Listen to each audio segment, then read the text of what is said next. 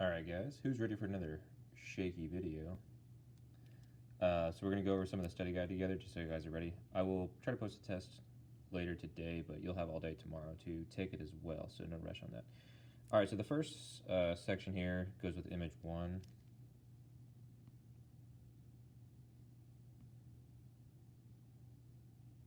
I don't know what that was. So you'll have the same images on the test, so if you get comfortable with these images, you'll be able to do better on the test.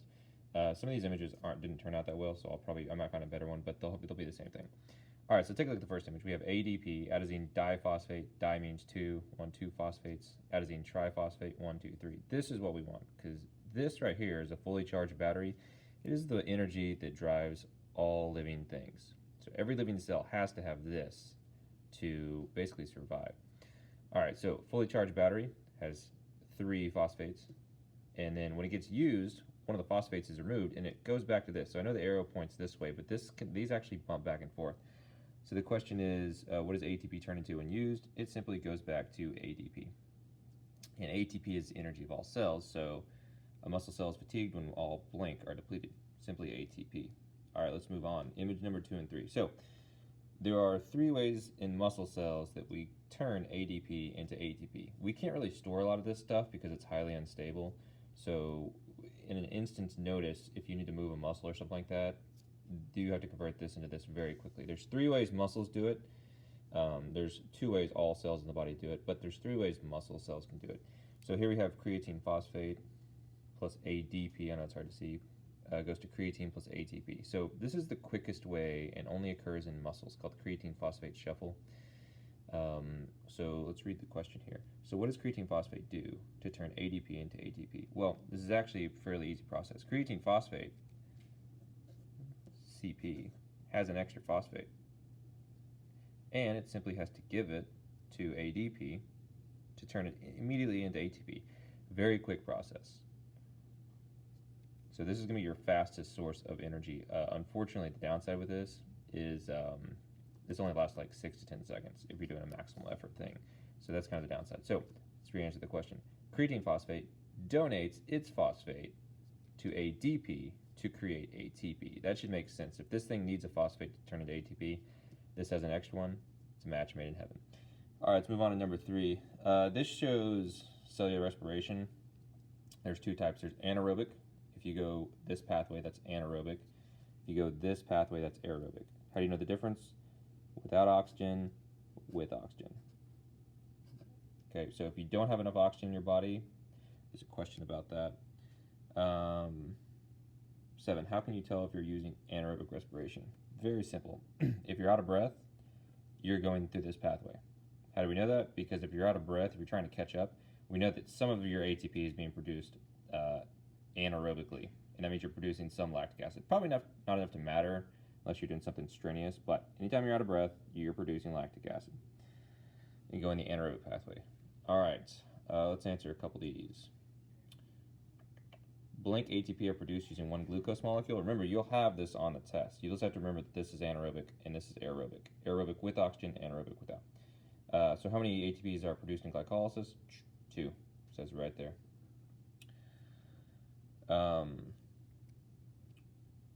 Number 9, aerobic involves glycolysis, Krebs cycle, electron transport chain, and requires what? So it requires glycolysis, Krebs cycle, electron transport chain, and it requires, you could say oxygen or acetyl-CoA there. I think oxygen's the better answer. You could also say mitochondria. Mitochondria is actually required for these last 2 steps.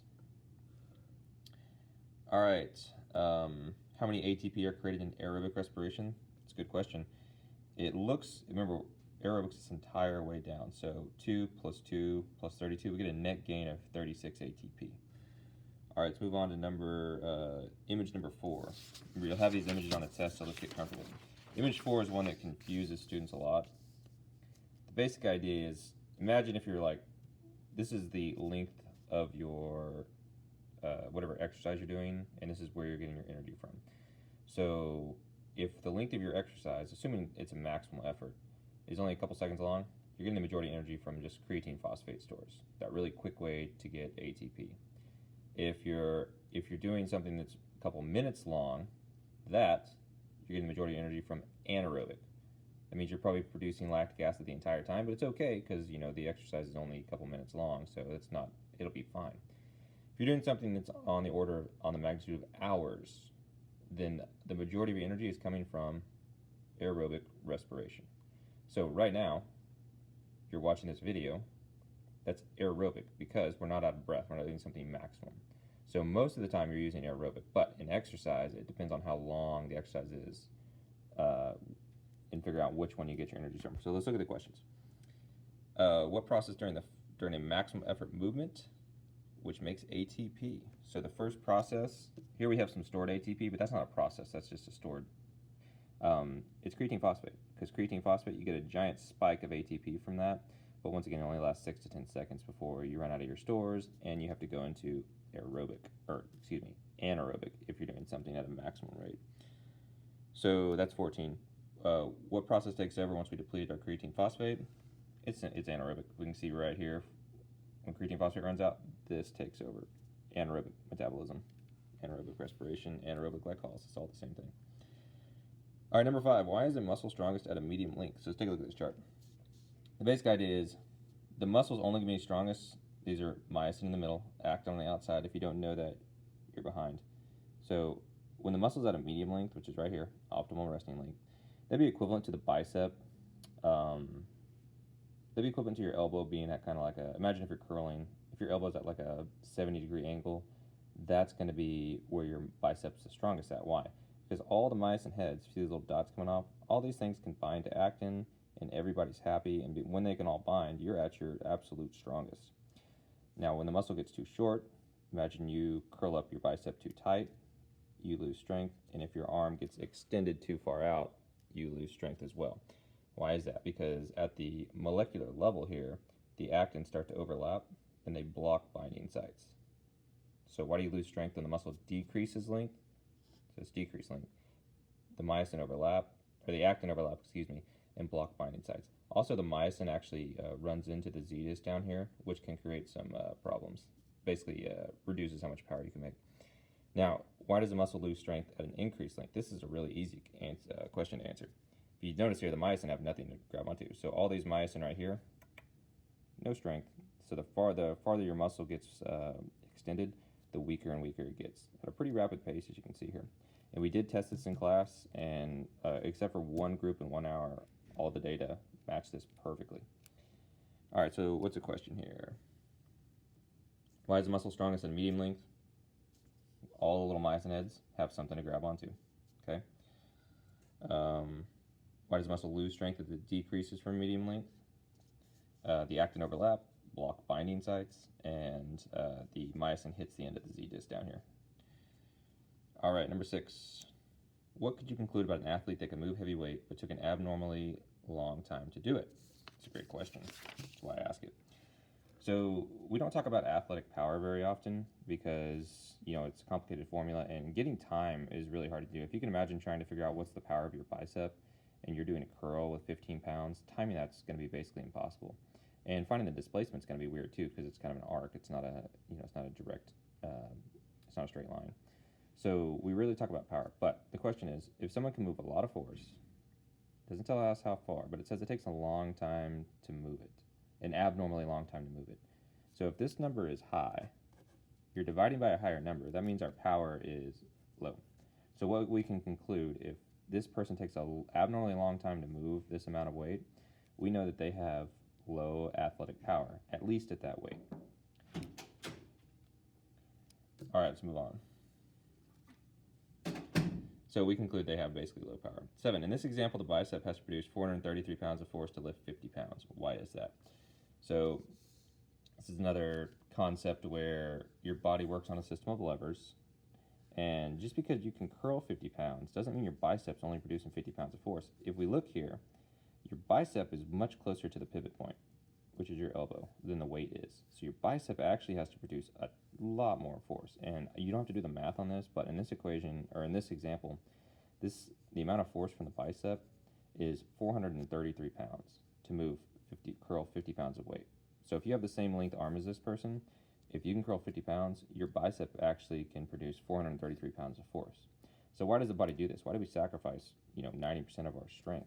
Well, it has to do with range of movement. If you think of your bicep when it curls, the bicep only moves a little bit, a couple inches, but your arm moves like several feet here, not several, a couple feet. So we're sacrificing strength, 433 to 50, to gain range of movement. And range of movement is more important for everyday things. You don't need to be able to curl 433 pounds, but you do need to be able to move your arm a couple feet to survive. So let's look at the question. In this example, the bicep, why is that? Why is that? The simple answer is the bicep's closer to the pivot point than the weight out here. So it's kind of has a, this is called a mechanical disadvantage, but it's just closer to the pivot point. Number 19, most of our muscles sacrifice strength for range of movement. What muscle does not do this? So think of a muscle that doesn't sacrifice strength for movement. Really what you're asking is, think of a muscle that when it moves 3 inches, the body only moves 3 inches. Or when it moves an inch, the body only moves an inch. So the idea is that if the muscle and the skeleton move the same amount, which is not the case with the bicep, then you're not sacrificing strength for distance. Basically a 1-to-1 ratio in that case. So think of an example of that. Think of it when a muscle moves a couple inches, the body moves a couple inches. There's at least 3 examples I can think of off the top of my head, but give that a shot. Number 8, a powerlifter would use what repetition range?